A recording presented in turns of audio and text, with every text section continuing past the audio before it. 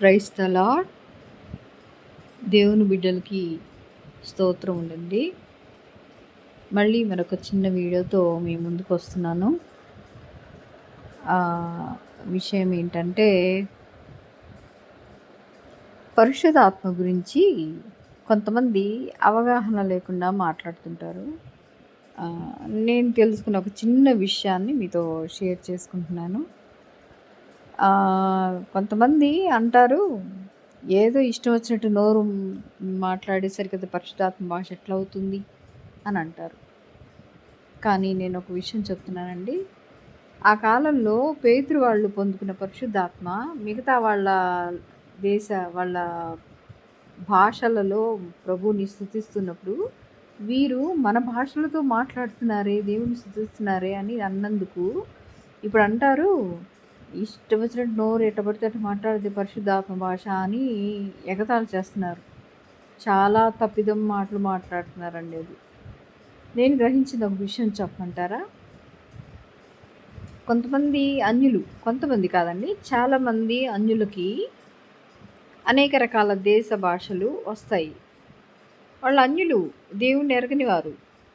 అలాగే క్రైస్తవులు కూడా చాలామందికి రకరకాల లాంగ్వేజెస్ వస్తాయి. అలాంటప్పుడు వాళ్ళు పరిశుద్ధాత్మ పొందుకున్నవారా? కాదు కదా.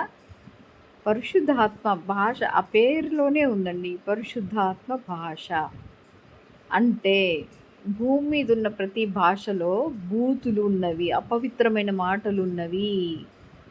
పరిశుద్ధాత్మ భాషలో అపవిత్రత అనే మాటకి చోటే లేదు, తావే లేదు.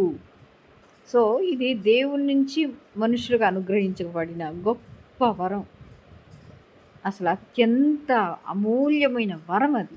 నిజంగానే నేనైతే వరం అనే అంటానండి.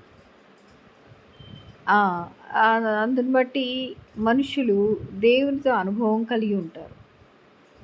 ఇప్పుడు ఇక ఒక చిన్న విషయం నేను మీతో చెప్తాను. నేను జస్ట్ అప్పుడే ప్రభువులో వచ్చి ఇంకా రక్షణ కూడా పొందుకున్న అట్లా పరిస్థితుల్లో నేను వెళ్తున్న సంఘంలో ఆ పాస్టరమ్మ పరిశుద్ధాత్మ భాషని మాట్లాడుతూ దాన్ని తెలుగులోకి చెబుతూ, ఆ ప్రభు ఏం మాట్లాడుతున్నారని మాట వెంటనే తెలుగులోకి చెబుతూ ఆమె ప్రవచిస్తూ ఉండేది. అలాగ ప్రభు ఈ మాటలు మాట్లాడుతున్నారా అని నాకు అర్థమయ్యేది.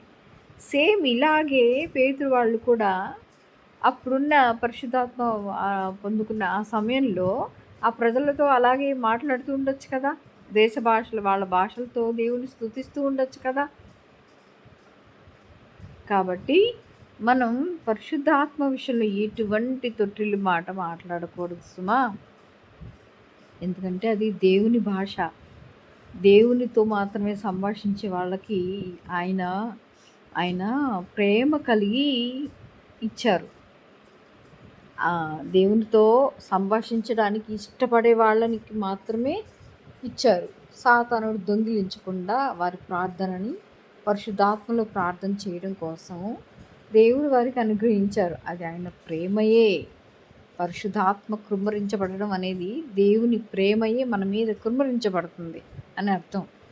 కాబట్టి ఇక నుంచి ఎవరు కూడాను ఈ విషయంలో, పరిశుద్ధాత్మ విషయంలో తెలిసి తెలియక దయచేసి ఎట్టి పరిస్థితులు మాట్లాడకూడదు. ఎందుకంటే పరిశుద్ధాత్మని ఏ కారణంగా మనం మాట్లాడిన ఆయన సున్నిత మనస్కులు కాబట్టి మనం అలా ఏదైనా మాట్లాడితే, ఏదైనా వేరే అభిప్రాయం కలిగి ఉన్నా కానీ శిక్షయే, వారికి క్షమాపణ అనేది లేదు అని ప్రభువే చెప్పున్నారు. కాబట్టి మనం ఈ విషయంలో జాగ్రత్తగా ఉందాం. థ్యాంక్స్ అండి. Praise the lord.